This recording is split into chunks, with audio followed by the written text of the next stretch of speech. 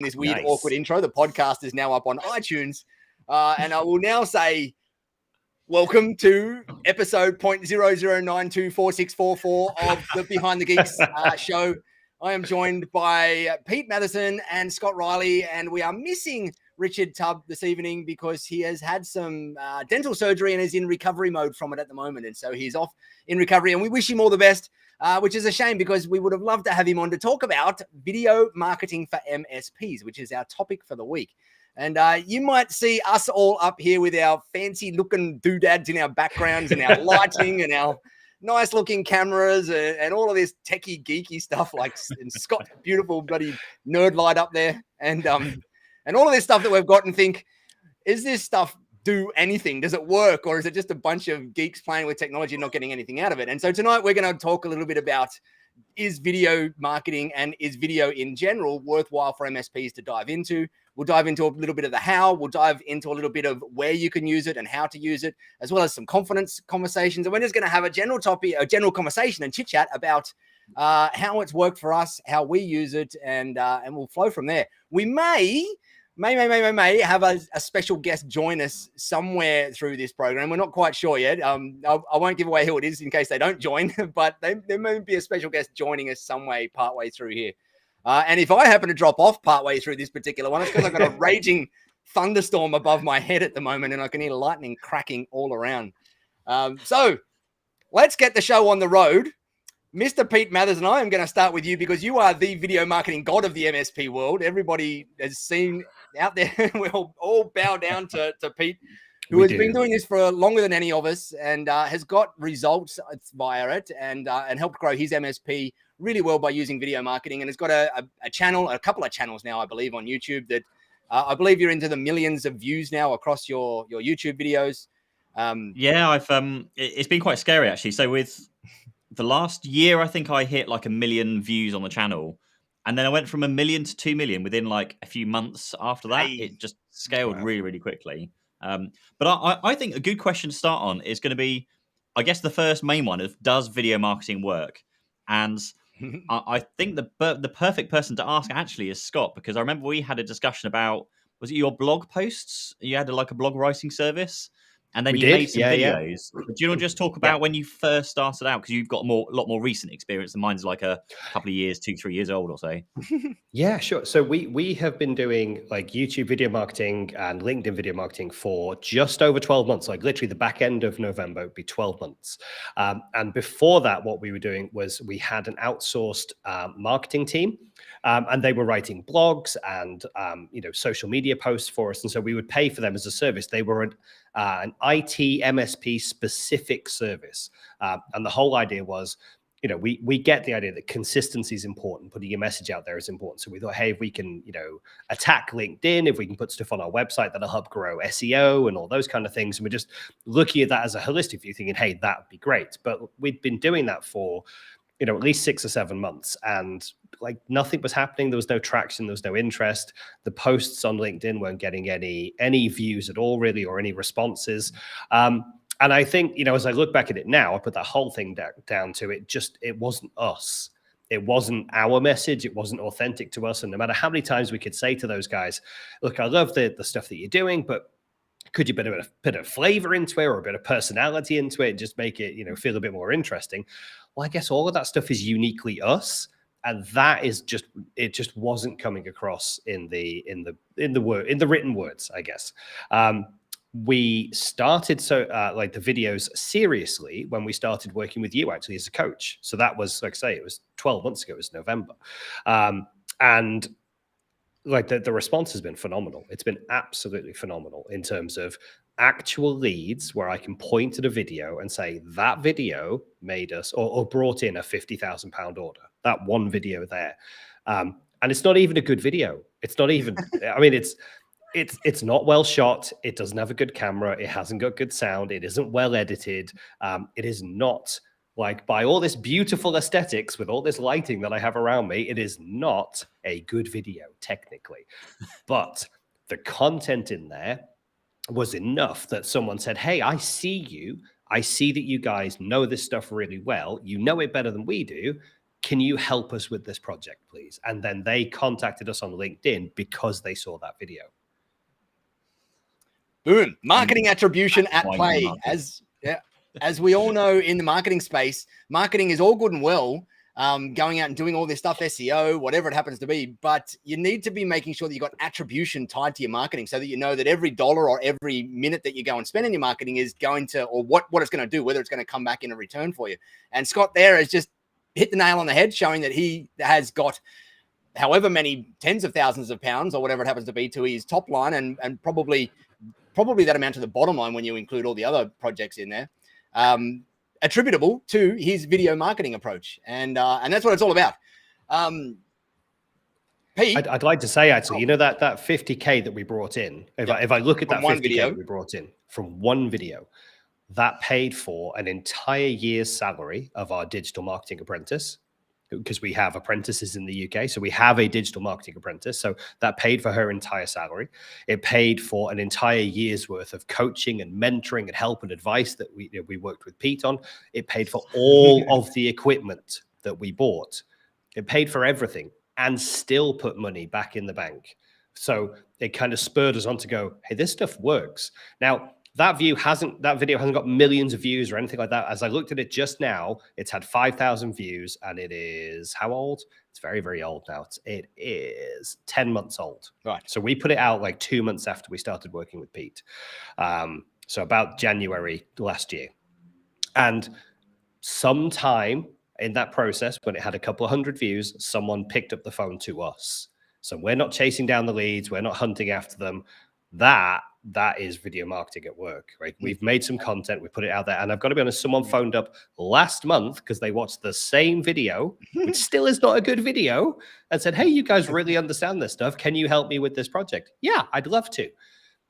So that thing just keeps paying off, and it's that evergreen, nature of it that is really, really powerful now. That's one thing I love about like the whole MSP video marketing side of things is it's so easy to get carried away with.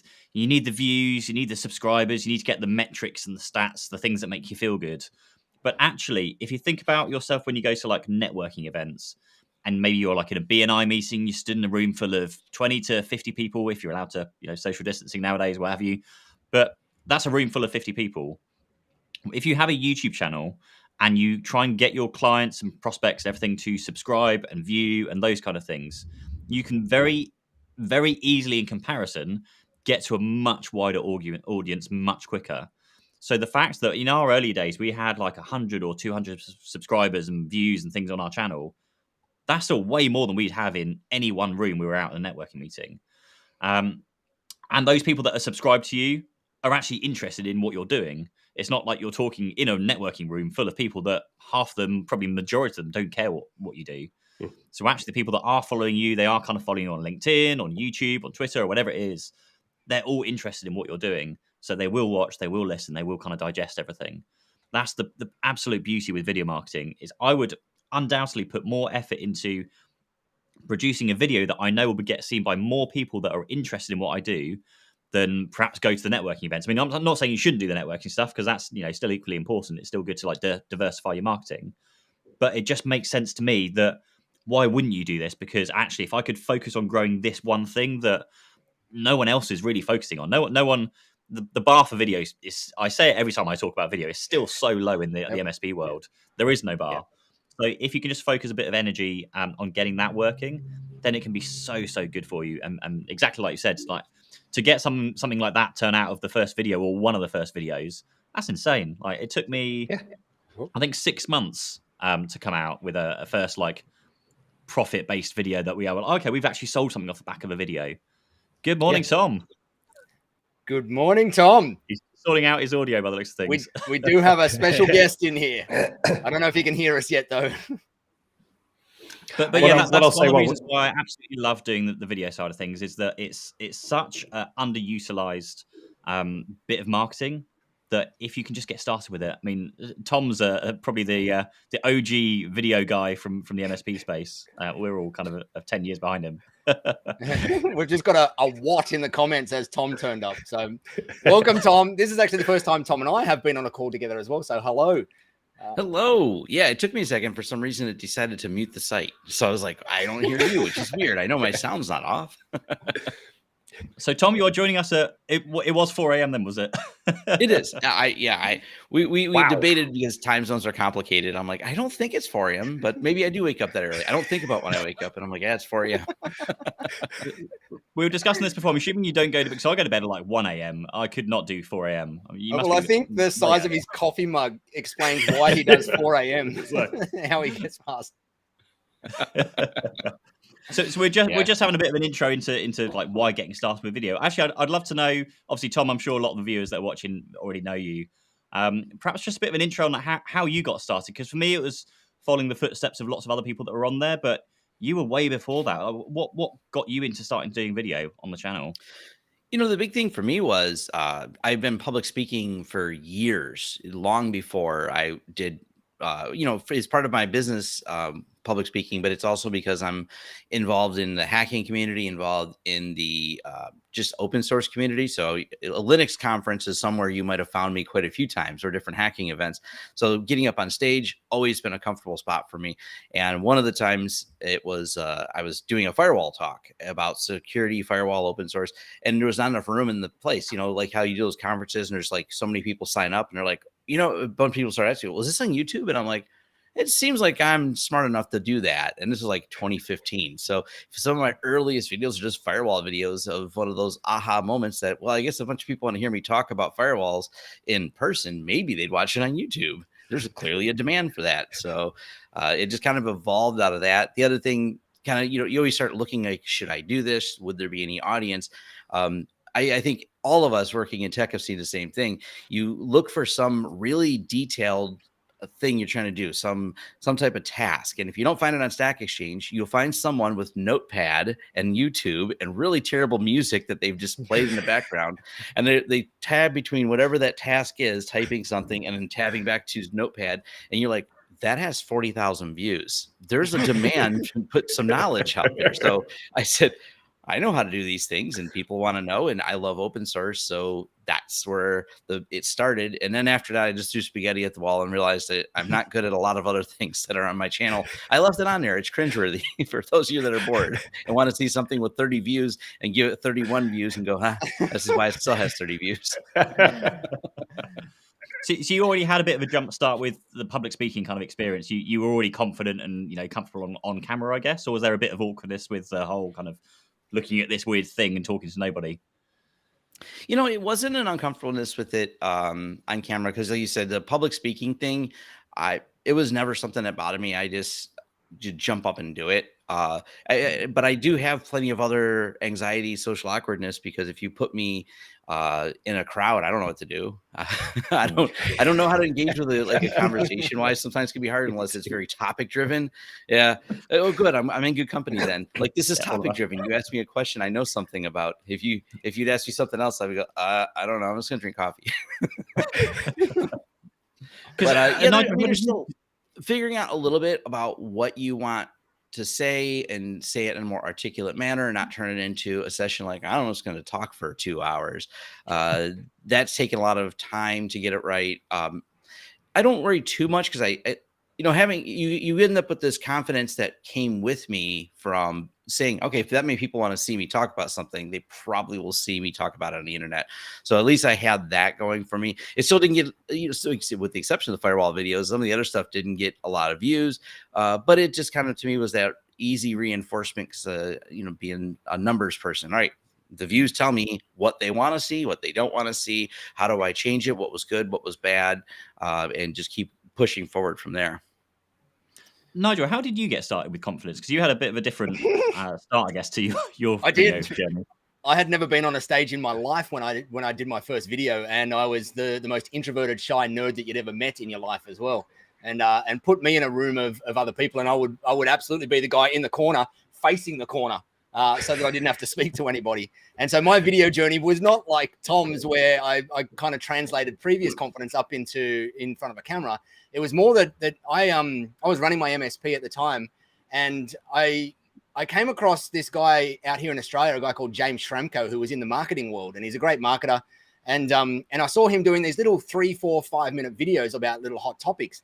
And something just like deep inside me, like well beyond my ego and everything, just resonated with that. And I went, holy crap, like imagine being so confident that you can get in front of a camera and be able to get a video, like a message across to someone. And so I thought, I've got to figure this out in some way, shape or form. That started this horrible, crazy, scary journey of me getting in front of a camera and creating videos. And I strictly remember my first one. It was actually a welcome video to a product that I had back in my MSP days. And I recorded this video. I sat at my desk one evening at my office and recorded this video. I'm going to say it was 45 times, and it was a 60-second video. I recorded it 45 times. This was my first foray into trying to create a video. And I had a bottle of scotch on my desk. I think after video about 20, the scotch came out. And I literally, I'll be honest, I was in tears. I had tears streaming down my face, just going, why can't I do this? And why can other people do it?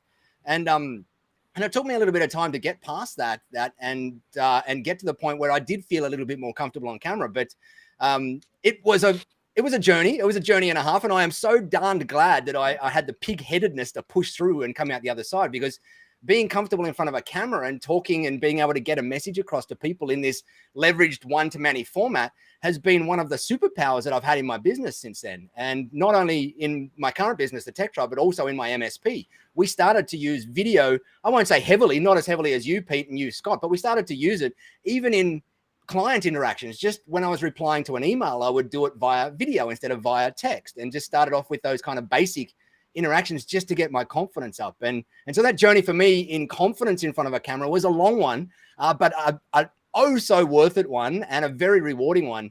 And one of the biggest things that I did with my journey that really helped me get that confidence up really quickly was when I first started the Tech Tribe, I set the system up so that it asked me to go and create a welcome video for every single person that joined us, like a personalized welcome video. Someone joined the Tech Tribe and I go and created a video.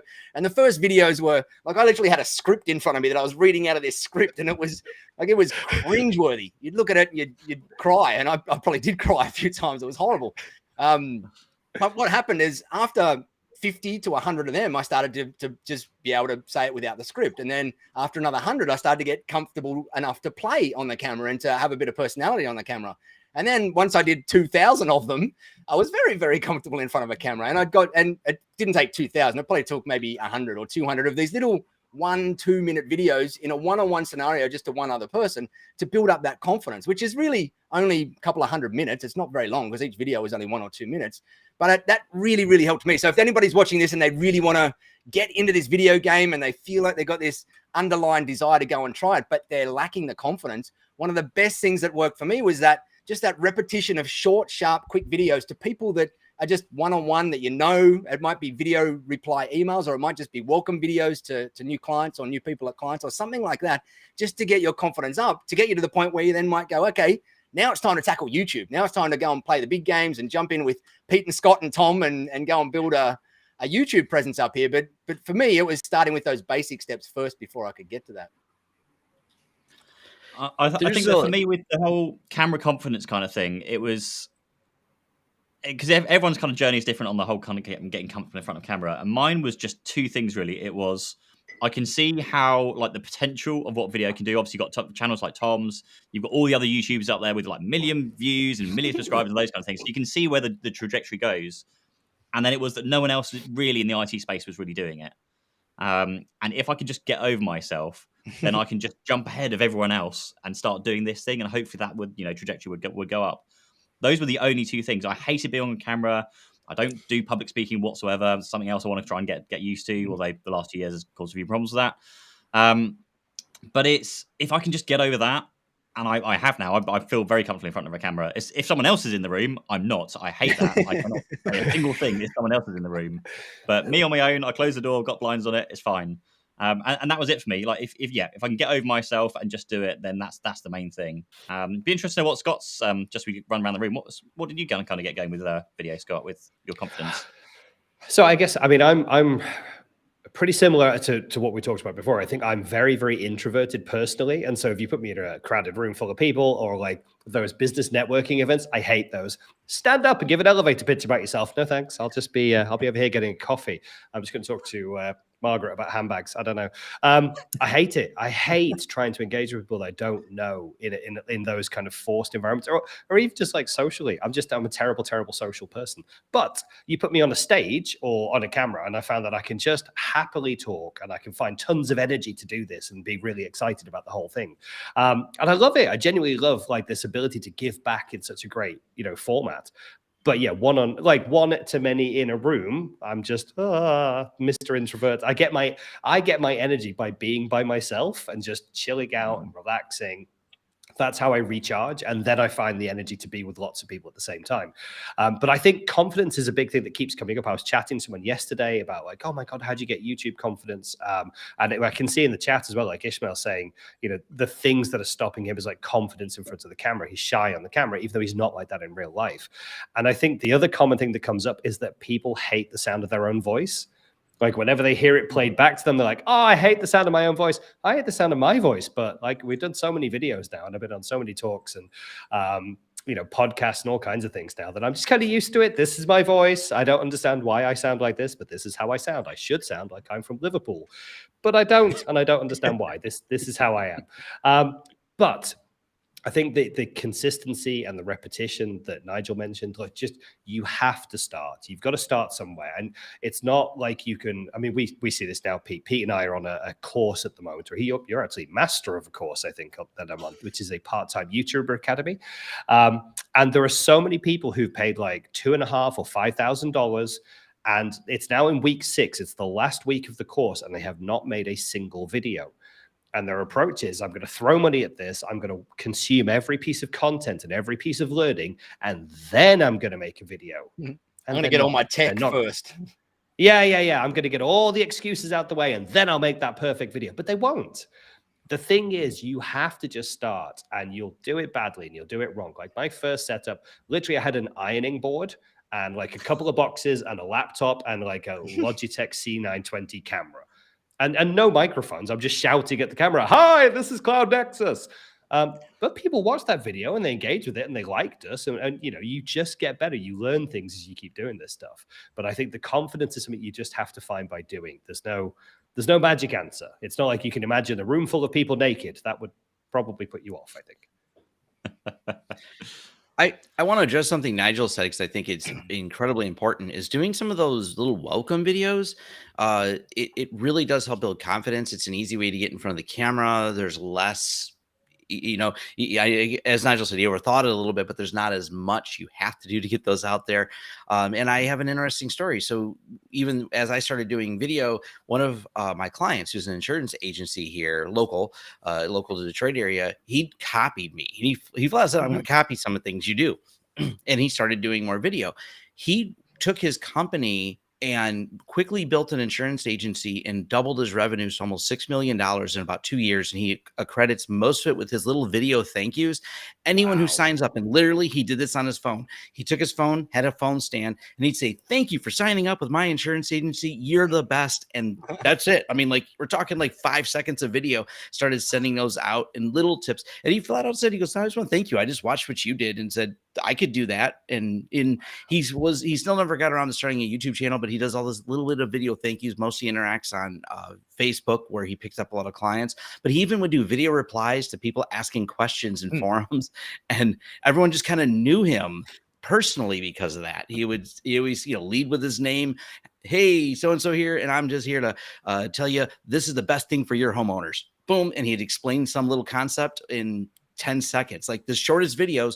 And that's all he did, is sit there, use his phone over and over again with on a stand. Boom. And he told me, he says, he goes, I hit 6 million now. And I'm like, wow. He goes, I was only at 3 million before I started the video thing. And I'm like, dude, you only been doing it for a little while. He's like, yeah, I can't believe how good it works. That's what he said. He goes, and insurance is hard. Everybody sells insurance here. It's a commodity item. So, and the biggest thing I think out of that is that he's put a real face and a real personality to his product. And so he's shown human through his what's known as typically an unsexy industry, like insurance brokerage, right? Like people look at that and go, ugh, like I don't want to engage with it. But when you get a nice, bubbly, friendly video from someone, that's going to make you sticky, not maybe for life in there, just with something as simple as just throwing a little bit of brand personality in there with a human element to it. I think that's huge. That's awesome. We've got And two we have that with questions. IT, right? I was going to say we have that with IT. It's a completely unsexy industry. It is, yeah, same. Unless you're like Marquez Brownlee. I mean, it's a completely unsexy industry. Yeah. It's us Well, and it's nerds, and it's like nobody knows what we do. They're just mad when we're not doing it. yeah, exactly. Exactly. There's two questions in here. Martin says, would you say that self-produced lower budget videos are more worthwhile than expensive polished content? And so, Tom, I'm going to throw that across to you because you've done a lot of both, and you probably still do a lot of both in there and mix it up a little bit. What's your thoughts on the whole highly produced versus just throw your camera out on your phone and record a quick video?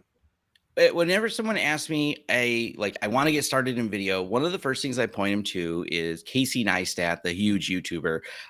He's got 1 million videos, but more specifically, he has only one video titled Casey's Neistat's Guide to Filmmaking. Mm-hmm. And he talks about how he had an HBO special in the 90s, and he's famous, and he holds up a camera that you can get for, I don't know, like $100. He really talks about, and I agree wholeheartedly with this, if you start with a narrower amount of equipment, what you can afford or don't overspend. And the problem is, especially if we're successful in IT, we have money to go buy gadgets and can overthink it. But if you work within the constraints of a more limited amount, you'll be focused on your craft as opposed to the tool. So a lot of mine, same thing. I literally have some to this day really popular videos with a lot of views that are done on a C920, and I still could do some more on that. It wasn't until I really built up before I started buying gadgets, because they were efficiency buys, not just glamour. Right. And I wouldn't have known what to buy before. So I start with the C920. I'm like, it'd be easier if I could do it this way or that way. But I didn't know that until I started seeing what content I was going to make that was popular. By the way, I have a few things I could probably sell if anyone wants to buy something useless. I have a few things I thought would be this or that, and it just wasn't really my thing. So I do recommend starting small, focusing more on what you want to do. And then from there, you'll figure out your efficiencies or your gaps in efficiency and go, you know what, I need a switcher to be able to switch in real time, because that saves me editing. So everything I've done has been more of an upgrade to that. And my studio camera is the one kind of expensive thing I did, but that was kind of a combination. I do like the little soft focus things it does and things like that, but it's also, I burned up a camera because despite, and I've reminded many people this in my videos, you are seeing the polished edition of this. I may have done this entire video 4 times. And yes, it's an hour video. That means I recorded it 4 times, 4 1-hour times that this whole thing's been recorded before I decided I liked it. And I did burn up a camera just was having it on, because I've put in a long day with a camera on, and I burned up one of my in the earlies. It would have been one of those Canon, the ones I modified the firmware so it would stay on. Turns out Canon may have had a reason for not wanting to stay on for 4 hours. So I think the easy answer out of that is just start with what you have got. And I did the exact opposite to you, Tom, which is the worst way. And I would never recommend anybody doing this. Is I'm going to do video. So I'm going to go out and spend the thousands and thousands and thousands of dollars on all the equipment before I start my first video, not going the other way around and just picking up my phone and doing a little thing on it. And it came down to my confidence. I thought there's no way I'm going to be able to do something at a professional quality. I wanted the professional quality to kind of offset me being bad on video. Whereas nowadays, in retrospect, that was just a silly move. It was just, I should have just dived in and got that confidence up first, and then figured out, as you say, what the gaps in efficiency are, and just paid for things at that point in time. And so anybody that's on here looking to start now, pick up your phone and that's it. You've got enough. You've got such a powerful camera in your pocket, and you can do most things with it. And also the webcam that you got up here. And we've mentioned it a few times on it, but one of the easiest ways that I think nearly every MSP can do to get started is just email video replies to people using Loom or Bonjoro or BombBomb. There's a bunch of great apps out there that you can use. So that, and what I love about video replies is, especially when you're talking to prospects or clients about maybe touchy subjects, is that you can get your nuance across in the video far easier and far better than you can via text. People read an email in the mood that they're in, not the mood that you wrote the email in. And so they're going to read it. If they're in an angry mood, they're going to read your email to them angrily. If they're in a frustrated mood, they're going to read it as frustration. Whereas if you do that same thing as a quick 2-minute video or whatever it is as a reply to them, it might be a contract thing or a thing about a quote or a proposal or whatever it happens to be, they're going to see your nuance. They're going to see you on the camera and see what mood you're in, and they're going to get the message in your mood, not in the mood that they're in. And I think it's such an easy, low barrier entry way to get started. You just need your webcam and your webcam's microphone literally to get started. It's nothing hard, and it's a great way to start to build up that confidence. I had a slightly different approach with that. For getting started, for me, I don't know if it's my personality, but I'm very much I'm going to buy something, and because I've now spent money on buying something, I'm going to do something with it to make money and hopefully generate money. I did it literally. I started my business. I bought an iMac. I spent like 1,500 quid on an iMac. Well, now how can I like earn the money back for the iMac? I'm going to make some websites and it'll pay for itself. And like it kind of grew from there. So I already had like a Canon like 70D, I think it was, which is probably what Casey Neistat used, I think actually. But I had that. It was absolutely fine. It shot like 1080p. It's great. But I was like, no, I need to buy a 4K camera. If I can't start video, I need a 4K camera. So went out, traded it all in, upgraded, and then I shot that. That's what made me shoot my first video. Because I bought the kit now, so I now need to like do something with it and actually like shoot the video. You had the incentive. So I had the incentive there, but also then because it was when we started, it was in the age where LinkedIn was getting very popular with video. But it was lots of people sat in their cars on their phone being like, I'm on my way to a busy sales meeting. Oh, I'm so successful. And I just watched all that stuff and thought, okay, well, I want to do video, but not that style of video. I want to do it, if we kind of did it with everything. If we're going to do something, I want it to look good, look like premium. So we spent the money, and it didn't, again, even though we spent the money, it didn't look great to start off with because we're still trying to learn how to light and sound and, all those kind of things. But our approach was very much, if we're going to do it, we're going to give a real good go at this. We're going to spend a bit of money. And so our first videos were with a stupid £1,500 camera with a £1,000 lens on it. All the silly things you shouldn't do, but it gave me reason and purpose. If it gets you started, then it's like you just got to figure out what's going to help get you started, and that's an easy way to do it. Is have that bias of throwing a bunch of money in and needing to get the money back off it. For me, I'm the opposite in that if I throw sometimes. The purchase is enough to flick my dopamine switch enough to then go, okay, I've made the purchase. I actually don't need to do anything more with it now. So now I've got to be very careful about that when I'm going out and buying things to make sure that I've got some sort of action tied in afterwards. Another question that's popped up in here from Damien is the question of topics. How do we decide what the heck do we do a video about? And that's one that this is a really interesting one. I reckon if we ask each person in here which topics works well for them, and then it's going to tell a very telling story on how video can work. So I don't know. I'll run around. Scott, top right. Do you want to go first on what kind of videos do you make? So I make the videos I want to make for the channel, and then they don't perform. So then I make videos that the audience wants to see. I think that's probably the honest guilt factor of YouTube, isn't it? So I will make videos about Microsoft 365 and Teams and great, good AirPods for Teams and that kind of stuff. And then I'll make one video, which is, oh man, isn't it really annoying that your £200 AirPods don't work properly with Teams? Here's a fix. Boom! Everybody wants to watch that video, but then nobody wants to subscribe because like the rest of the channel's got nothing to do with AirPods. I'll make one video and go, I saw, because I watch other channels, of course, and I'm like, oh, look, they made a video about like backing up Windows 10 a couple of years ago, and it's a little bit out of date, but it's got like 1 million views. Maybe I could make a refresh version of that. And hey, that's really successful. We don't sell backing up Windows 10, or that's not really any of the services that we offer as a cloud provider. But it's still really important, I think, because there's part of that that's giving back to the community, and I love that giving back side of things. So it's helpful. It is in the tech space. It is all about, the kind of ecosystem that we're in. It is Microsoft, and I like to be Mr. Microsoft. So that works, that works well in the theme. But sometimes I do find myself falling in a trap when I come to picking topics of going, that's a great video. No one's going to watch it. But go back to our very, very first point when we opened the call, that video that I think is a great topic that no one's going to watch, I need one person to watch it who finds it valuable.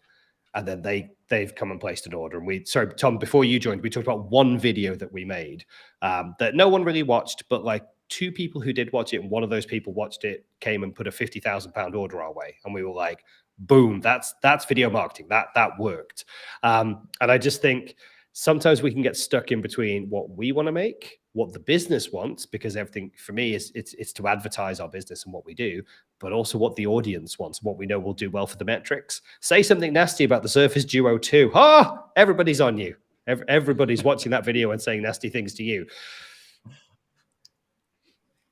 Tom, do you want to go next? Because your content's, again, we're similar to Scott's, but a lot more techie.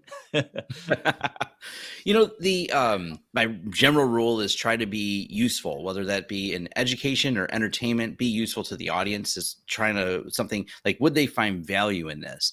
That's one of the things. And kind of like you said, a lot of the things I cover are not even services we provide, and it's just something that I think the audience would be interested in. It's tech related. That would be helpful for someone to know this or to learn this. But the other side of it, what Scott said, sometimes it's not about the converting videos in terms of what's your conversion goal. Because if you're only looking at the numbers and going, this doesn't get a lot of views, it may not, but this particular niche doesn't require a lot of views because, well, we landed a very large customer who said implicitly, I love this particular video. I'm like, really? You and only like 1,100 other people seem to like that video. And from YouTube numbers, that's a small number, 1,100 people. That's crazy. You wouldn't almost like any large YouTuber wouldn't think of producing a video like that because it's got to have so many views, but it landed us quite a lucrative deal. But it is kind of a challenge figuring it out. And it's hard. It's really hard not to get caught up in the chasing the algorithm going, only I want to do things that get views.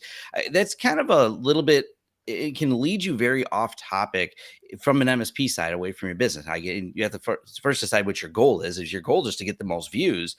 There are methodologies you can follow that will absolutely get you there. Are you an MSP who wants to educate people, bring forth some knowledge that people may find interesting? And is there a back end where as long as people find me interesting and informative, they'll probably go, he probably can solve my other problems. That's the indirect marketing that can work very well for that. So it's kind of a mix of both of which way you want to go. And as far as the thing I tell people to avoid, though, is someone was actually asking me, their goal is to convert on YouTube, but they got the most views on their ranty videos. I'm like, of course, everyone loves to commiserate about how they hate something. I said, but if you actually are trying to make money that way, you'll actually find that you don't attract an audience of people that will actually spend money. They just want to complain about products and post comments. Real engaging, they're not the most fruitful group of people to cater to. That's one of the things I try to always avoid. And I've done them in the past. And I've just learned, don't do those. Don't just rant. Also, you seem like the ranty person who's just angry all the time. There are plenty of those people on YouTube still. Don't need to join them. Be different, stand out, be educational. If you're really thinking from the big picture, that'll be a lot better, especially in the topic of MSP and marketing. Yeah, your vibe attracts your tribe, right? Like if you're out there being the ranter, then you're going to attract ranters. As simple as that. As much as I do like to go on an epic rant from time to time, the topics for us, because I think I'm in the right order here in the loop. Topics for us in my MSP instance when we started doing video was very easy. It was just, what are the questions people are asking us on the help desk? And we just started creating, and so our videos, we actually didn't do video marketing on YouTube back then. We just did video to existing clients and used it as an internal marketing tool. And it was just based on what are the things that people are asking us via help desk tickets. And it started off with me doing a couple of videos as replies to people, and then the team seeing how I did it and wanting to kind of start the process as well. They were curious about diving onto videos. And so someone would ask a question about how do I do something in Office 365 or whatever it might happen to be. And instead of writing up this big long thing or remotely taking over the computer or whatnot, the guys would simply would bring up a Loom or whatever it happened to be and record a quick video for the person. And for us, that started the whole process, or for me, of making sure that when you're creating videos, it's just to solve a specific need that's already there. Like Scott said, I started off going, I'm going to create videos about all these cool ideas I've got in my head that I think people want to know about. They all failed 100% of the time.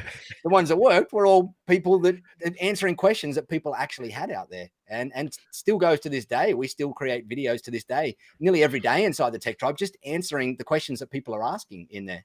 And I think, Pete, you probably do the same. You just go and you see where, because you're the last on the list here, you see where the questions are being asked and what the hot topics are, and you just go and create towards that and just go from ours was a bit of a mixture. We had they ask you answer, Marcus Sheridan. So find your customers' questions, answer them in video and blog and audio and all those kind of things. So that was like part of what we did. We also did some, I guess, I don't know if it's like thought leadership, but it's more just sharing how we did things. Like, here's what our staff did when they work here. Yeah, all the behind the scenes stuff. Like, here's what it looks like. Here's how we treat our customers, our staff. Here's my thought process of why I'm doing what we're doing with the business. This is what things we're trying, just to kind of share that and share what we were trying. And I think the one of my staff's comments I go back to all the time is just they said to me that you don't always get it right, but you at least try. So it's just sharing the stuff that you have like good intentions, that you are trying different things, you're tweaking and testing and whatever it might be. And we just shared that. And it built the brand of the company before I knew what branding was. Yeah, we had like the logos and the colors and the templates and all those kind of things, but no one ever really. In one networking meeting we went to, someone came up and says, "Oh, I absolutely love the brand you've built. Love the branding, love everything you're doing." It's like, we've got a brand? Where? What? How? So it just happened. But I think that the thing to take from this, just running around the room very briefly, is we're all doing different things with the video, and they all work in their own way. There is no real right or wrong thing to talk about within video. Yeah, like Tom said, if you want to chase the views, then there are certain ththings, and you look at the analytics and the stats, and that will tell you where you want to make your videos. And that's kind of where I've been pulled with my channel recently, because I'm more of a YouTuber, I guess, with my career direction. But just focusing on the content for your clients and your prospects can be massive. You don't need the big views, you don't need tons of subscribers, but over time it definitely does grow. And in terms of like mixing it into marketing strategy, would be an interesting one to talk about next, because for us, video was very much one of many things we were doing. But I know, Tom, was it about a year ago? Was it you announced that you'd completely stopped all other aspects of marketing and just did the YouTube channel? Yeah, it's been that way now for a little while. I mean, we still do inbound processing of leads, but we're not doing any traditional marketing anymore. We still belong to local business organizations. We'll still show up at events because we do, but especially with the pandemic, that's a very limited amount. I mean, there's not near the events there used to be.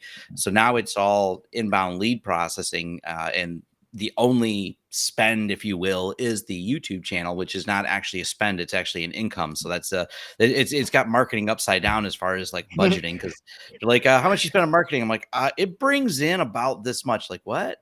But yeah, but I kind of did as an experiment. I quit chasing because I didn't think they were all that effective. And this is just really hard to say. You know, I've always loved that saying, half of my marketing budget's wasted. I just don't know which half. And that's really how a lot of us feel. We throw everything out there as an MSP. It's really hard to get inbound leads. Everyone's like, build the best website, build an email list, but it's really figuring out exactly what truly converts. Because if you ask the customer, I don't know, I think I've seen your stuff enough places that I'm calling you now.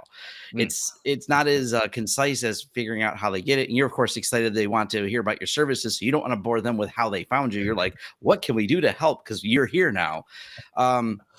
But since turning everything off, my company's growth has been extremely fast this year. This last about year and a half has been really, really good for us. And it's just YouTube right now. YouTube and going to events and having a process. I didn't think to sponsor myself for the first few years I did YouTube. I said, you know what I can do? If you want to hear about me and my company, you can hire us, blah, blah, blah. I got a spiel I do. If anyone's listened to my videos, they've heard me say it a million times, so I'm not going to say it here. But it's just saying in each video, if you want to hire us for a project, hire us, cool, and move on to the video. So that's my intro, was actually saying hire us. That's the big change I did that actually brought in a massive amount of leads. Yeah, and that's just having a call to action in every single bit of marketing material that you have going out there. And that's one of Dan Kennedy, one of the world's most famous marketers, underlying rules, is that every single marketing message that you have out there should have some form of CTA or call to action in it. And it doesn't have to be over the top salesy, slimy or anything. It's just a very, like you just said then, Tom, just a simple, if you do want to hire us for something else, go and find us here. But for now, here's the value that I'm going to go give you in this video. It's really that simple. It's not something I did. Nope. I should have thought about it sooner, but everything is iterations and improvements. But yeah, it's actually worked out really well for us. It's I still debate, like I've had people tell me I'm leaving money on the table by not doing some of the other advertising, but I do watch. I still participate in peer groups and forums, and everyone's question about marketing is this effective? and I've seen it even in the chat off to the side here, people asking, is this effective? Is that effective? And I don't know. I don't have a good answer for it.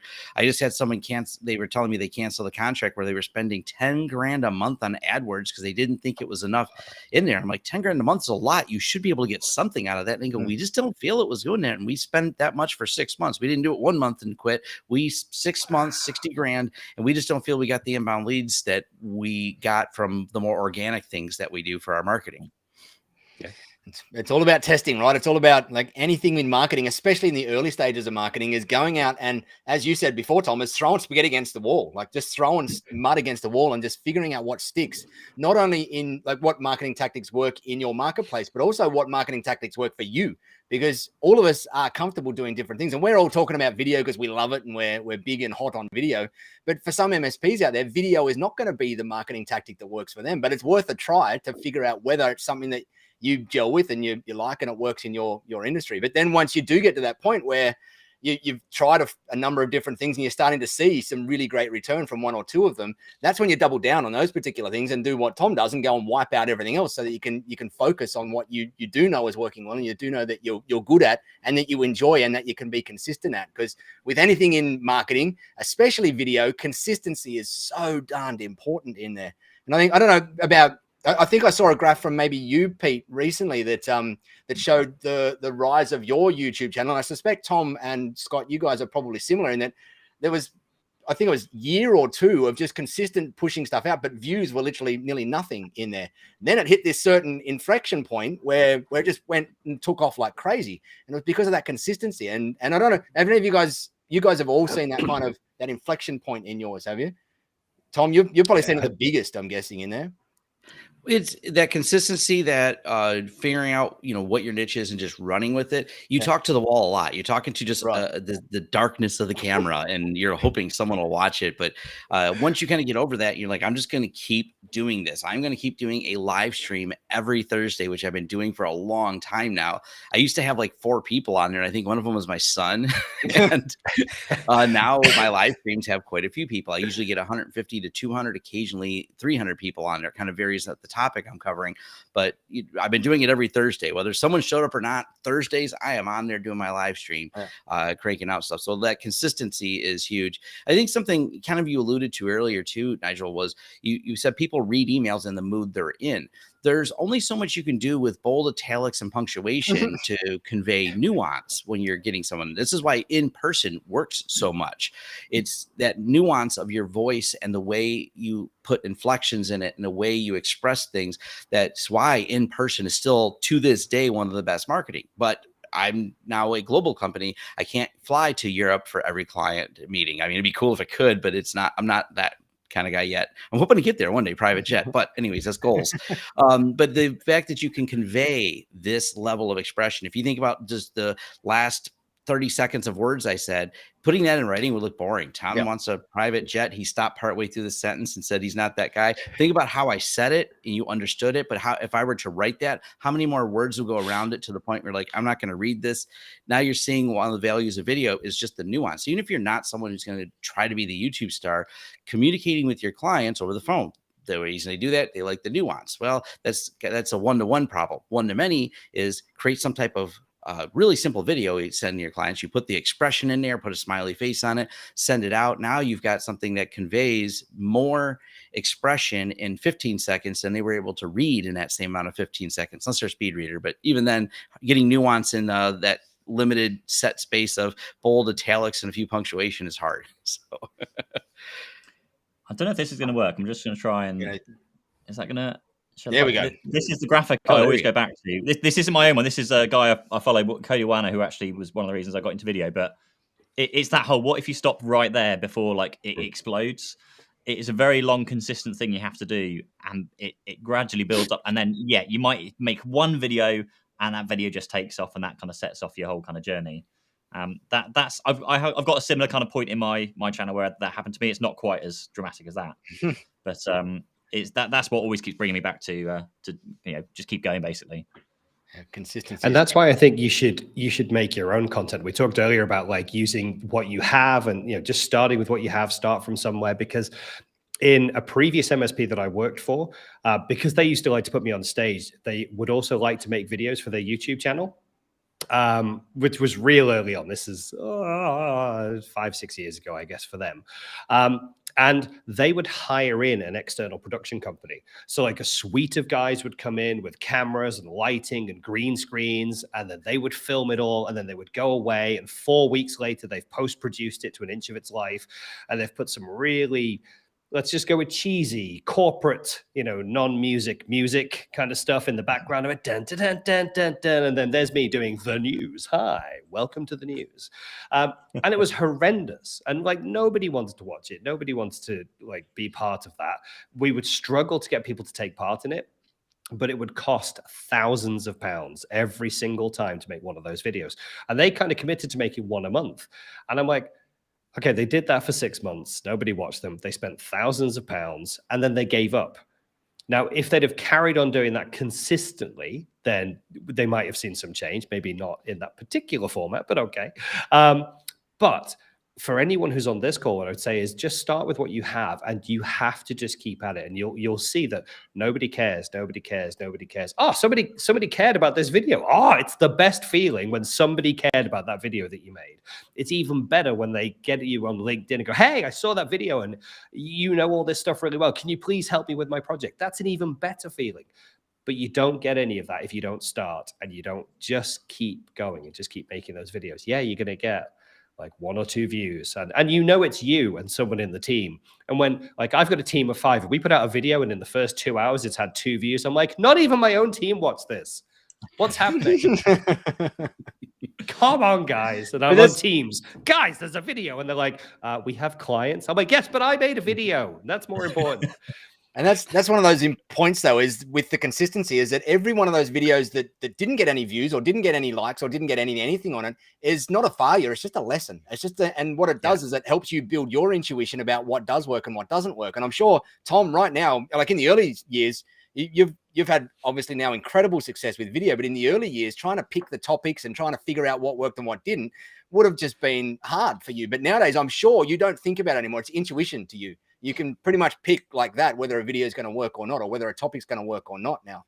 And it's based on all of those lessons that you learned along the way from videos that didn't get any numbers on them and didn't get any views on them and didn't get any feedback on them and didn't get any clients from them in there. So you got to keep that consistency up. And I think, Pete, you're probably exactly the same because you've been on this journey for longer than like you two guys have been on this journey for far longer than most of us. And every single one of those videos that you put out that got nothing is just a lesson. That's all it is. It's not a failure. It's just a lesson. And it's going to build that internal intuition around what does work and what doesn't work. I've got a couple of questions for Tom. Firstly, how did your staff react when you first started doing videos, and how has it developed and that kind of whole interaction? And then secondary, just on the content topic, because I know we chatted before about your like business talk was always kind of one that didn't really perform, and I noticed you tried something new. You've got Brett on there now, which I've watched a few of those recently. I think they work really well. Would love to know your kind of take on those two. So my staff was skeptical about it. Tom just does whatever Tom's doing, and they just kind of go. I go off. Some of my staff have been there for like 13 years, and they're like, I don't know, he's always doing something. And so I was, for a little side note, I was actually a wedding photographer for a little while, and I did a bunch of professional photography stuff. So they knew I just sometimes go off on tangents on things, and like Tom's doing whatever he's doing. So they just thought it was another one of my hobbies, and so they didn't put much thought into it until I built the studio, and they're like, oh, I guess he's serious, but they don't like watch many of my videos. But now they're really happy because it brings in leads, and people send us stuff occasionally, and they get to play with products. So they're overall happy about it. So that's been well. The business videos, there's always that split I wanted to do. Me and Pete have talked about this when a couple private conversations we had. Splitting your channel makes sense because niche channels grow faster because people subscribe to you.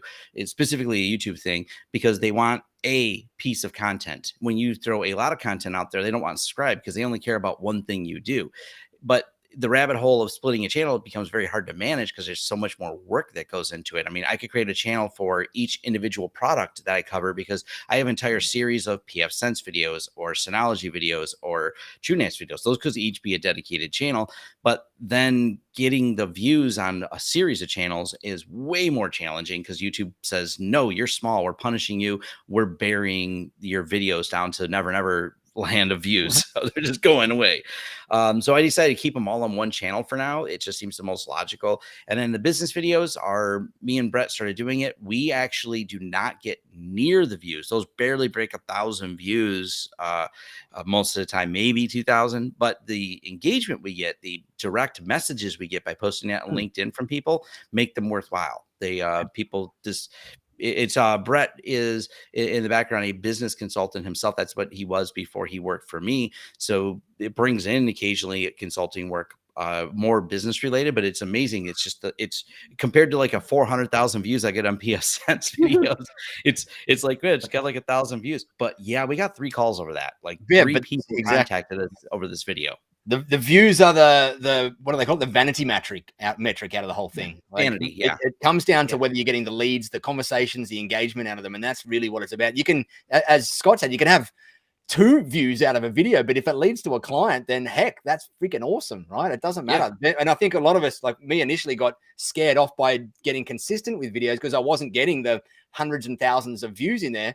Not realizing that we operate in a really, really, really niche market. You're not going to get the hundreds and thousands of views in your videos. You just want to get a certain number of views that's going to give you those leads and clients in there and engagement in there, not high view count in there. I think it's a stupidly important topic to make sure you don't get too caught up in the vanity metric side of things in there and get caught up in the actual real metrics that matter. I've had a couple of like YouTube coaches over the years. I still have one now, and you're looking over the stats and you're going, I know those are the stats, but if you add the revenue off of the individual videos, then actually that weighs a lot more weight onto the unpopular videos to make more of those. They're the ones that actually deliver the revenue. Yep. There was another last question in here from Ismail who says, could you rate the platforms for MSP marketing? YouTube, LinkedIn, Facebook, Twitter, etc. And I think that's kind of a loaded question because there is no perfect answer to it. But I'm wondering if any of you guys have seen any one platform. I know probably Pete and Tom, you guys are very bullish on YouTube, but what do you guys feel about the other platforms in there? Is it a case of spray and pray, as in once you create a video, you push it out to all platforms, or do you focus on one and is that YouTube to start off with, or how do you guys make that decision? I was always really bad at the other platforms thing. I don't know about Tom, but I'd focus on YouTube because it lives forever on YouTube, much like Google search. Right. I did also upload videos natively to the platforms like LinkedIn, because if you upload natively rather than just sharing YouTube, it will get a lot more views. It's better in the algorithm. But I'm lazy. I should be doing like TikTok, Instagram Reels. Like I should be doing all of that. I just don't have the time, or right. I just can't be bothered, basically. you got your results out of YouTube, so you decided to double down on that particular one. Yeah, exactly that. Yeah. Tom, were you the same? Have you tried any of the other platforms out there at all, or? I reformat my content a little bit if I post it elsewhere. Provided the video is a little bit short, more concise, you'll get some engagement if you natively upload the video to LinkedIn. I need to do better. That's one of my things I'm slowly working on. And I've debated about hiring someone to do some of the media, just cut up some of this and re-upload it to there. Re-syndication. Re-syndication. You definitely get a better business engagement with the LinkedIn, provided you've curated a good LinkedIn and not just put everyone who exists on LinkedIn. I've seen that strategy too, or like, let me use everyone. I'm just going to connect with everybody for whatever reason. But if you do curate a good audience, and LinkedIn seems to be especially where the business videos, I post all my videos there, but the business ones are where I at least get some comments, get some engagement right away. Those seem to work pretty well. Twitter's where I'm going to say Twitter's fun, but it's where I'm going to get engagement from, especially the technical hacking community. That's a big circle of people I have on Twitter. So if you're targeting or wanting to engage that community, Twitter's really good for that. InfoSec Twitter hashtag, you'll find there's always security topics. It's something that, we have to kind of be thinking about on the back end. So I do connect with a lot of security people there. If you look the other day, me and HD Moore had an engagement back and forth. And if you're not familiar with them, you might have heard of Metasploit Framework or his current from Project Rumble. So he's kind of a big deal on the internet, but it's those where you'll find more engagement with those type of people. They're always on Twitter. Matter of fact, you may not find them on any other social platform. And Facebook is my local community. That's where, even though I have a lot more people than just local, Facebook is where, if there's a local business, that's where I'm going to find them. So I think about, I post a lot less on Facebook because I find it more of a time suck, but there is better engagement with your local communities. I still belong to local. We have the area I'm referred to south of Detroit is called Downriver because we're on the down part of the Detroit River. One of the groups has over 100,000 people. If they ask about who does tech service, my name still comes up because it's a pretty big group, active group, good admins on it. So I get tagged and things like that. And it's still how we pick up local businesses. They'll say, I'm looking for a local IT company to do this. We don't do any retail computer repair.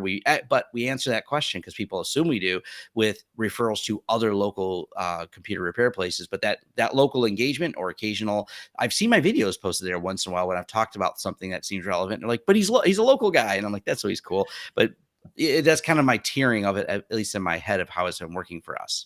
Yeah. Scott, what about you? You're primarily on LinkedIn and YouTube? You're not doing any of your video stuff pushing to Facebook at the moment, are you? Or you are? We have done. We've pushed it out there previously, but I think like the other guys have said, like Facebook and Twitter seem to be like those real secondary channels. And like if it gets some repurposed content, because we have an in-house media person, we will sometimes, if we make longer videos for YouTube that we think would do really well for the LinkedIn audience, we'll actually cut and make a trailer and say, just do the intro or just do a short version, because you can only put so much on the platform.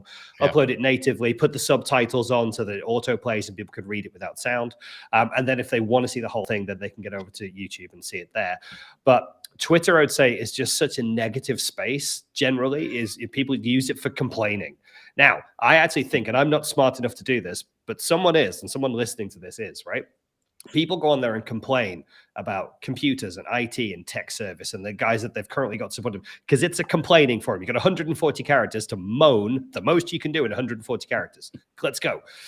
But if you're smart enough, you can search those queries, you can look for those keywords in your local area posted within the last 24 hours, and you can start to look for clients where they're ranting about, this printer never works. These computers, why doesn't Office 365 do what it's supposed to do? And you can go, hey, dude, can I help you with that? Are you seriously having a repeating problem? But maybe we can help out. And I think there's a genuine opportunity there, but I guess I'm just not smart enough to figure out, how to do that. But I'm sure people are. If you can, set up a way to go and track those keywords, like you do with Google Trends, you can go and track those keywords, pull out in your local area in the last 7 days or whatever. I think there's stuff to be done there. I think there's money to be made, but no, YouTube and LinkedIn. LinkedIn is where we get our most engagement. And so we use YouTube as that platform to kind of just put a face to the business. I think that's what we've talked about a lot today, is like just putting a real human face with a bit of personality to a tech company and letting everybody see who we are and what we do and how we do things, and hopefully giving back value. But genuinely, I think we then capitalize on that with LinkedIn, because we connect the two together and we try and make sure that we repeat those messages. Say, hey, we just put out a great video about, I don't know, multi-factor authentication, or, easiest way to stop cyber attacks in your business, whatever. And then pull those two together, and then that genuinely works. Like I said, when we've put out those videos that nobody watched, but 2 people watched and one of them placed an order, cool. That's how that's working. That came through LinkedIn. Right. It's like the old Gary V methodology, right? Like he goes and creates one big piece of content, and then he's got a team that pulls it into, I think it's something like, is it 85 pieces of content per day they pull out of one of his videos, and they go and post it in 85 different locations every single day. And I think it's a smart strategy, because it's all about, like, a lot of marketing is about omnipresence and being seen in all of these different locations. And you can do what we've talked about here, is start from one and maybe start getting some content up on YouTube or LinkedIn or whatever it happens to be, but then make sure, or start to build a syndication team or whatever behind the scenes that then go and push it and repurpose it for all the other platforms out there, to go and get that omnipresence out there and to architect those messages to work on those particular platforms. Like in LinkedIn, you got that, is it a 10-minute limit, I think, on videos on LinkedIn? I think so. Yeah. And so it's pretty easy to go and get someone to edit your, chop and change your videos. We've just started doing it now on this show and this podcast. We'll have it going out to a few different platforms in multiple different ways. And there's services out there that do it quite cheaply nowadays, because that whole content syndication space has taken off. And you just then have to go and create the one. I think Gary V, the crazy Gary V calls it his pillar content or whatever it is. And he goes and just spends that time doing the one piece of content. Then he's got that team that just goes and comes in behind him and just pulls it apart and sucks it apart and creates it into all different versions and uploads it everywhere to get that whole omnipresence that he's got. And I don't think we can all love him or hate the guy. You can't say that he doesn't have that crazy omnipresence out there with his marketing because of that process that he's followed. Let's do one more to finish off, because I know we've almost at the end and over time. Question around helping out your competition, because this comes up from time to time, because when you're sharing your information about the things you're doing, particularly Tom, when you have your business talk and you're kind of sharing the inside workings and how you price jobs and all this kind of thing, how do you feel about the whole comment of, well, I don't want to help my competitors out, they're just going to copy me and do the same thing? I'm so not worried about that. It's one of the myths, I think, is that if you actually think the people that are your competition, one, you find out sometimes they may be an ally or a partner. There's one side of it. The other side too, if I can tell you what I do and you can do it better than me, I'm definitely doing something wrong. That's actually, one of those quotes I've always liked is, ideas are easy, ideas are cheap, everybody has ideas, execution is everything. So I can tell you all the ideas and how I execute, but your actual execution of it, it keeps me on my toes. I don't really think there's any secrets, and I don't like the concept that there's secrets. To me, people who don't want to tell you anything about their process are hiding something or don't actually have a process. They just want to tell you on it. They're selling you on the idea of doing the work. They don't actually know how to do the work. And so that's why I've never bothered. One of the videos I might even release today is one of our accounting workflows, because I talked about it in the last video, and I drew, it's just, charts we do internally showing that. And people are like, you're not worried about showing it? I'm like, why? Same with my bidding process. I actually got a lot of thank you letters from other MSPs, or specifically in the wiring part, because I did a series of videos of how we bid and price our large wiring projects. And people are like, wow, why didn't I learn this from, I've done this the hard way, like you had mentioned. And one person admitted they're within 100 miles. They said, I just want to let you know I'm kind of in your area. I'm like, dude, I seriously bid on it, dude, do it. I'm not worried about it. I like hearing the success stories that people said, this made it so much easier for my process, made it easier for the client. We won more bids. Awesome. I like hearing the thank yous on that. I'm not worried about them, and I already know, because I have a local person who's within 4 miles of my office, and he comments on my videos once in a while, and I'll text him, so I have his cell phone number. We're friends. People think we're like these enemies because we're overlapping territories. I'm like, oh no, I'm going to text Doug. We went to lunch last week. Like, he's cool. Awesome. Is that everything we're going to wrap up? I think we've got to. We're 10 minutes over time. We try to keep these things to an hour. We could talk about this forever. And we all love video. I think the biggest thing that I just want to leave everybody with in this is that right now you're at a really good time of year to if you do want to get that confidence in camera and just start the process in a very, very easy way, is just go and send some one-on-one videos to your clients, even from your mobile phone or whatever, just saying, hey, just wishing you the best over the festive season and the New Year break. Looking forward to looking after you and your team next year. That's a simple way to just start to get that process of being comfortable on camera. And I'm going to throw a challenge out to everybody watching this to go and see if you can, even if you throw it out to 5 of your clients, you don't have to go and do it to all of them. Just throw it out to 5 of your clients and just see how you feel through the process, see what responses you get. And I'd be shocked if not every one of those 5 reply to you and say, wow, that was cool, or that was different, or at least they're going to change their perception of working with you because you've gone and done that little intentional bit of showing some appreciation to them out there. So with that said, sorry, you go, Tom. And I'm going to shut up now. Say their name. Say their name. Yes. When you do it, make personal videos. Say, hey, Merry Christmas, Nigel, just thinking of you. If you make one video you send to everybody, yeah, cool. You made a video sent to everybody. But if they hear their name in it, they go, oh, that you actually took the time to make a video for me. That, trust me, major change in that perception. You'll get all of your clients. It's not that hard to do either. Just you'll get it as a script. Just change the name in the script. They don't have to know everyone else had their name set in it. But I'm just saying, you will get a major reaction out of your clients from it.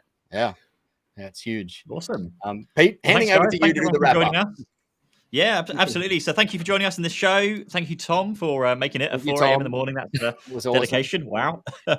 Don't forget to, of course, subscribe to the YouTube channel, youtube.com/thetechtribe. We have a podcast. So we're now on iTunes, I believe. So we should be on all the platforms. All the platforms as of yesterday, I believe. We're syndicating this thing out to now. So Stitcher, iTunes, Spotify, Google Podcasts. It shows up on all of them now. Amazing. Thank you. And that's basically it. Oh, yep. Sign up for the Tech Tribe down below. 40% off for the first month. Grab that down below. And that's it for this week. Thanks, Thank everyone. you. And Thank see you all you. next week. Thank you. Thank you, Tom, for dialing in. And Richard's just mentioned thanks for stepping in, Tom, as well in the chat. So thank you for all of us for stepping in at 4 a.m. or whatever crazy time it is for you. 5 now. 5. Awesome. We'll wrap it up with that. Thanks, Pete. Thanks, Scott. Thanks, Tom. And thanks, everyone else, for dialing in on the comments. We will chat to you all same time, same place next week.